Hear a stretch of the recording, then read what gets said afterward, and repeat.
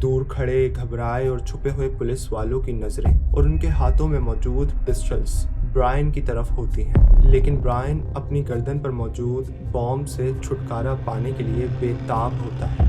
वो बार बार कह रहा होता है कि कोई करीब आकर इसको निकाल क्यों नहीं रहा। ये उसे जबरदस्ती कुछ काले लोगों ने पहनाया है। वो झूठ नहीं बोल रहा। कोई उसके बॉस को कॉल करे। सिक्योरिटी के लिए आसपास की शॉप्स को, रोड्स को बंद कर दिया जाता है। मीडिया पहुंच चुकी होती है और अब ये सब कुछ न्यूज़ चैनल्स पर लाइव दिखाया जा रहा होता है। 3:18 पर बॉम्ब बीप करना शुरू कर देता है। अब सिर्फ पुलिस वालों की नज़रों के सामने नहीं, बल्कि हर उस नज़र के सामने जो कि टीवी की स्क्रीन पर टिकी होती है। बॉम्ब 28 अगस्त 2003 के दिन अमेरिका के शहर ईरी में मौजूद मामा मियाज पिज़्ज़ा शॉप पर एक कॉल आती है। ये कॉल एक आम कॉल की तरह ऑर्डर के लिए होती है, जो कि शॉप के मालिक टोनी डिटमो उठाते हैं। डिलीवरी एड्रेस समझ न आने की वजह से वो फ़ोन अपने एम्प्लॉय ब्रायन वेल्स को देते हैं। ब्रायन कॉल पर दिए गए एक रिमोट लोकेशन पर मौजूद टीवी स्टेशन टावर के एड्रेस 8631 पीच स्ट्रीट को अपने पास लिख लेता है और दोपहर 2 बजे इस सुनसान जगह पर ऑर्डर लेकर पहुंच जाता है। ठीक 20 मिनट्स बाद ब्रायन पीएनसी बैंक में एंटर होता है। उसके हाथ में एक छड़ी होती है जो दरहकीकत बड़ी ही मुहारत से बनाई हुई एक लोडेड शॉटगन होती है। उसकी गर्दन पर लोहे से बना हुआ रिंग होता है जिसमें 3 डिजिट्स का डिजिटल लॉक होता है और 4 चाबियों के सुराख होते हैं।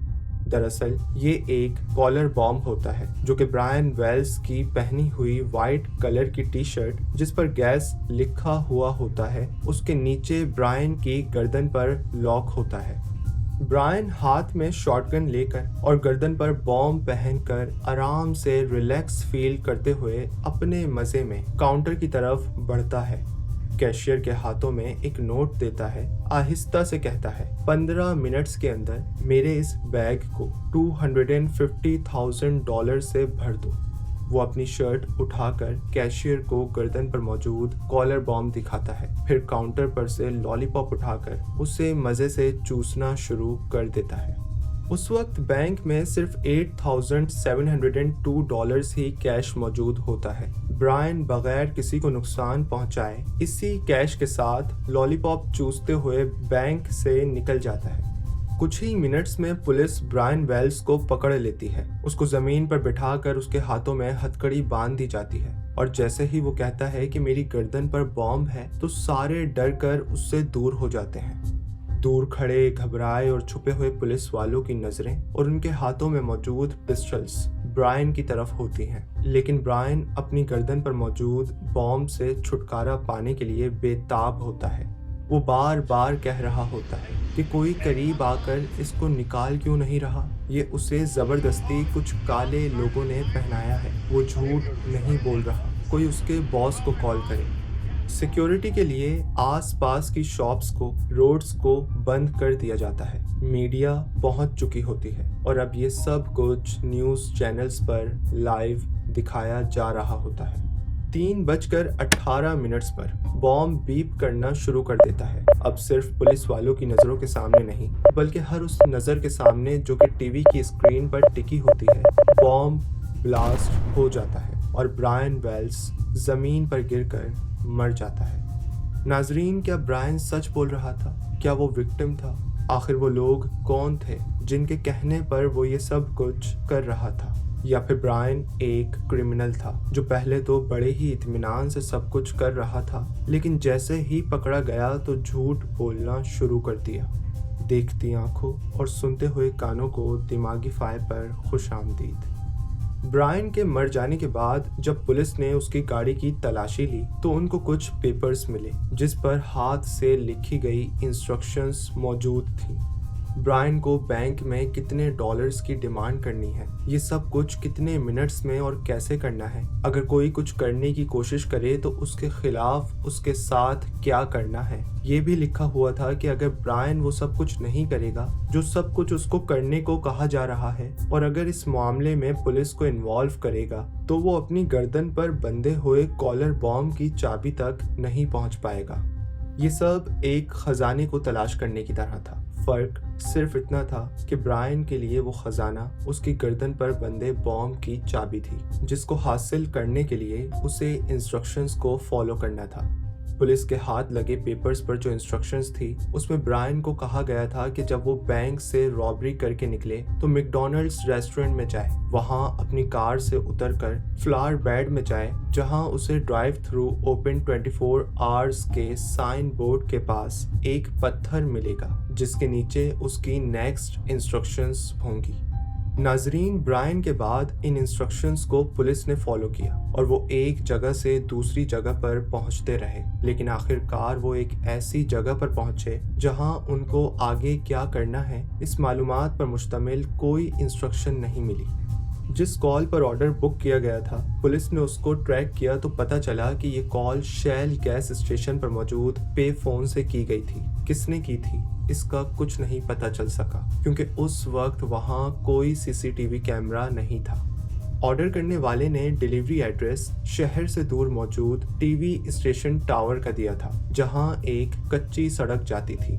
पुलिस को इसी सड़क पर ब्रायन के फुटप्रिंट्स और उसकी गाड़ी के टायर्स के निशानात मिले थे। कुछ और लोगों के भी फुटप्रिंट्स मिले, लेकिन उन तक पहुंचने के लिए वो काफी नहीं थे।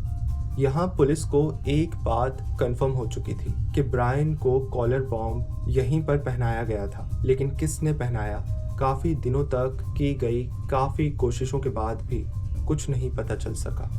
नाजरीन, अभी इस सरेआम हुए मर्डर को 1 महीना भी नहीं हुआ था, पुलिस को एक कॉल रिसीव होती है जिसमें सामने से कहा जाता है 8645 पीच स्ट्रीट पर मौजूद घर के गैरेज में फ्रीजर के अंदर जमी हुई लाश मौजूद है। ये कॉल घर के मालिक विलियम रॉस्ट्रीन ने की थी और उसी ने इस लाश को फ्रीजर में जमा दिया था, वो भी अपनी दोस्त मार्जरी डील आर्मस्ट्रॉन्ग के कहने पर।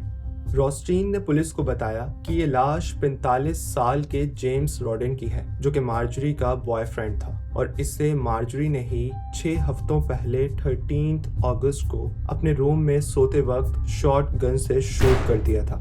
फिर मैंने यानी रॉस्ट्रीन ने मार्जरी को बचाने के लिए गन को पिघला दिया और लाश को फ्रीजर में जमा दिया, लेकिन मुझे बहुत गिल्टी फील हो रहा था। मेरा सुसाइड करने का दिल चाह रहा था और अब जब मार्जरी ने मुझे जमी हुई लाश को आइस ग्राइंडर में ग्राइंड करने को बोला तो मैंने पुलिस को कॉल कर दी। नाजरीन, मार्जरी एक बहुत ही जीनियस विमेन थी, लेकिन वो बाइपोलर डिसऑर्डर, पैरानॉय, नार्सिसिज्म जैसी दिमागी बीमारियों को फेस कर रही थी। पुलिस को उम्मीद थी कि ये जेम्स रॉडेन का केस किसी न किसी तरह ब्रायन वेल्स के मर्डर के केस से जरूर लिंक करेगा।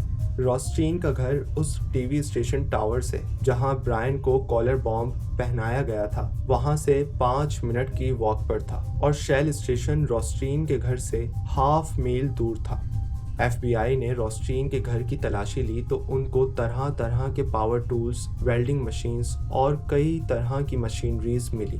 दरअसल रॉस्ट्रीन मैकेनिकल इंजीनियर था और FBI के मुताबिक जो कॉलर बॉम्ब ब्रायन वेल्स की मौत का सबब बना उसे रॉस्ट्रीन अपने घर पर बनाने की काबिलियत रखता था, लेकिन रॉस्ट्रीन ने वो कॉलर बॉम्ब बनाया होगा इसका किसी के पास कोई सबूत नहीं था।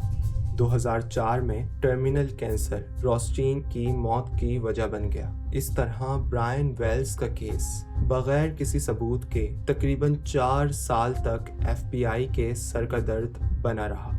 2007 में एक नए खिलाड़ी केनेथ बार्न्स की एंट्री होती है। केनेथ एक इल्लीगल ड्रग डीलर था और इसी ड्रग डीलिंग की वजह से 2005 में उसको जेल हुई थी। जेल की सजा का अरसा कम करवाने के लिए उसने FBI को ऑफर की कि अगर वो उसकी सजा को कम कर देंगे तो केनेथ FBI को ब्रायन वेल्स के केस की कुछ छुपी बातें बताएगा। केनेथ बार्न्स ने FBI को बताया कि ये सब मार्जरी का किया धरा है। वो बैंक से चुराए हुए पैसे केनेथ को देने वाली थी और बदले में केनेथ उसके फादर का मर्डर करता। इस तरह मार्जरी के फादर की सारी प्रॉपर्टी उनके ना चाहते हुए भी मार्जरी को मिल जाती। केनेथ ने और भी हैरान कर देने वाली स्टेटमेंट्स दी। उसका कहना था कि ब्रायन वेल्स भी इस क्राइम में मुलविस था। ब्रायन एक 27 साला जेसिका होप्सिक नामी लड़की के साथ एक्सपेंसिव रिलेशनशिप में था, जिसके लिए उसको पैसों की ज़रूरत थी और उसने ये सब कुछ पैसों के लिए किया। ये सब केनेथ को इसलिए पता था क्योंकि जेसिका केनेथ से ही ड्रग्स खरीदा करती थी और केनेथ का ये भी कहना था कि जेसिका मार्जरी के साथ फिशिंग करने भी जाया करती थी। नाजरीन, केनेथ के मुताबिक सारे आपस में एक दूसरे से मिले हुए थे। जेल में मार्जरी के साथ रहने वाली एक बंदी ने FBI को बताया कि मार्जरी ने उसे खुद कहा कि उसने जेम्स रॉडेन को इसलिए मारा क्योंकि वो रॉबरी के प्लान के बारे में पुलिस को बताने वाला था। अब तक मार्जरी से FBI के एजेंट्स की जितनी मुलाकात हुई थी उसमें वो एक ही बात पर डटी हुई थी कि वो ब्रायन वेल्स को नहीं जानती। उसने पहली बार ब्रायन को उसकी डेथ के दिन न्यूज़ पर देखा था। 2007 में डिस्ट्रिक्ट अटॉर्नी मैरी बेथ ब्यूचेनन का कहना था कि ब्रायन वेल्स भी केनेथ, रोस्टीन और मार्जरी के साथ मिला हुआ था और मार्जरी ही मास्टरमाइंड थी। मार्जरी ने ये खुद कबूल किया कि जिस दिन ब्रायंस का मर्डर हुआ था उस दिन वो अपनी जीप में शेल गैस स्टेशन पर गैस फिल करा रही थी। केनेथ और रोस्टीन भी उसके साथ थे और रोस्टीन ने पेफोन भी यूज किया था। वो ही इस सब के पीछे मास्टरमाइंड था। नाजरीन, डिस्ट्रिक्ट अटॉर्नी का कहना था ब्रायन को जो बॉम्ब पहनाया गया था और पेपर्स पर इंस्ट्रक्शंस दी गई थी वो सिर्फ इसलिए दी गई थी ताकि अगर ब्रायन पकड़ा जाए तो वो इन सब चीज़ों को कसूरवार ठहरा सके कि उसने ये सब कुछ गले में बंधे हुए बॉम्ब की वजह से किया। FBI एजेंट जिम फिशर का ब्रायंस की डेथ के हवाले से कहना था कि ये एक प्लान मर्डर था जिसको बहुत ही बेरहमी से सबकी नज़रों के सामने किया गया था।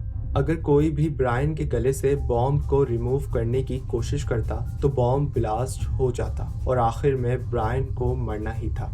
नाजरीन, रोस्टीन, केनेथ और मार्जरी कंफर्म इस क्राइम में मुलविस थे। इन 3 लोगों की हिस्ट्री क्राइम से भरी हुई थी, लेकिन ब्रायन के खिलाफ कोई भी क्रिमिनल रिकॉर्ड नहीं था। इस पिज्जा बॉम्ब हाइस्ट केस में ब्रायन की इन्वॉल्वमेंट अब तक एक मिस्ट्री है।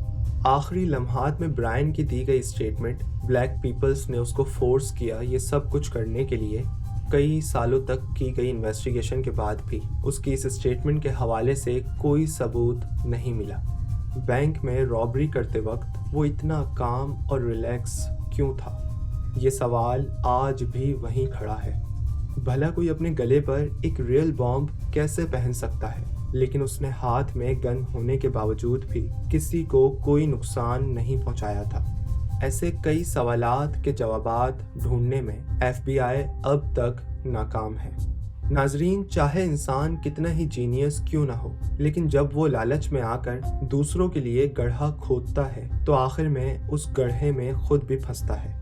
मार्जरी को 30 साल के लिए जेल हुई थी, लेकिन वो 4 अप्रैल 2017 को ब्रेस्ट कैंसर की वजह से मौत का शिकार हो गई। केनेथ बार्न्स को भी 20 साल के लिए जेल हुई थी, लेकिन वो भी 20 जून 2019 को लंग कैंसर की वजह से मौत का शिकार हो गया। नाजरीन, आपसे फिर मुलाकात होगी एक नई वीडियो में शानदार टॉपिक के साथ।